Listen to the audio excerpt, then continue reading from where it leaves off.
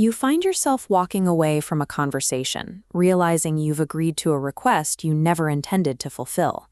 You might feel a sense of confusion or a vague, bad vibe you can't quite articulate.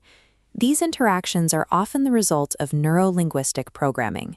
This field of study identifies how specific verbal and nonverbal communication can be used to influence a person's behavior for someone else's purpose, a concept cataloged in texts on dark psychology. Defending against these tactics requires an active protocol. By monitoring specific biological and linguistic markers, you can identify attempts at influence and maintain control over your own decision-making process. Mastering these 4 defensive actions changes the dynamic of an interaction, allowing you to recognize covert patterns before they can influence your choices. The process begins with auditory priming, a technique where a speaker uses a specific stimulus, in this case, verbal pacing, to prepare your brain to be more receptive to a second stimulus. Human heart rates typically range from 45 to 72 beats per minute. Manipulators can exploit this by speaking at approximately 60 words a minute. This alignment creates a suggestive frequency that helps place the target's mind in a highly suggestible state. This rhythmic pacing is often paired with a voice roll. By speaking in a monotonous, rhythmic tone, the practitioner aims to deliver suggestions that bypass your conscious alertness, stressing certain points without triggering a critical response. During a negotiation or a suspicious interaction, listen for these rigid, monotonous patterns.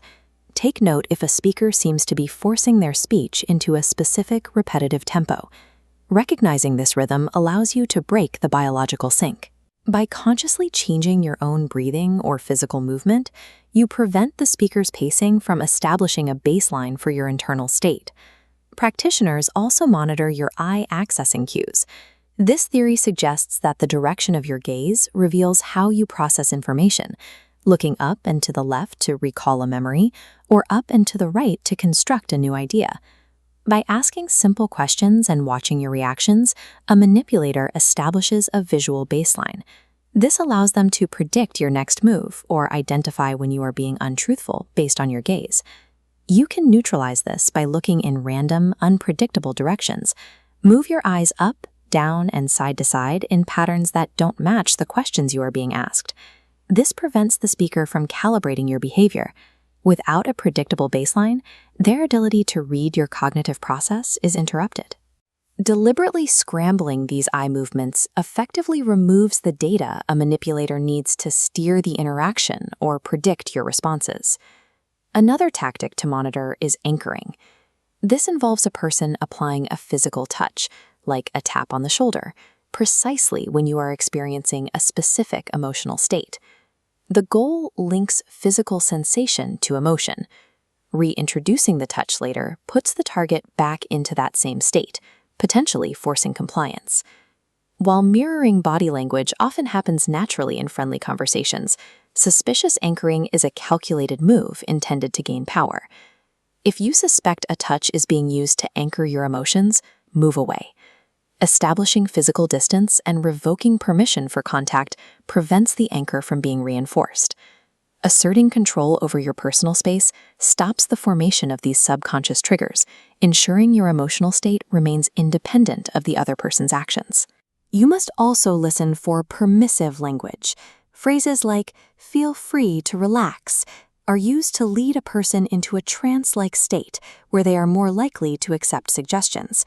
This is often combined with gibberish or vague, overly complex language. This complexity is intended to overload your conscious mind, causing it to switch off while your subconscious remains receptive to the speaker's intent. When you encounter vague or nonsensical phrasing, stop the conversation. Continuing to nod along only deepens the effect of the overloaded conscious mind. Use specific verbal challenges. Ask, "Can you please elaborate?" or "Please tell me exactly what that means." Forcing the speaker to provide concrete, logical details keeps your conscious mind alert, preventing the mental drift required for a trance state. This protocol relies on 4 actions: auditing vocal pace, scrambling eye movements, blocking physical anchors, and forcing linguistic specificity. Your biological gut instinct is an indicator that your brain is processing information beneath your level of conscious awareness. If an interaction feels engineered, that instinct is a signal to begin the defense protocol.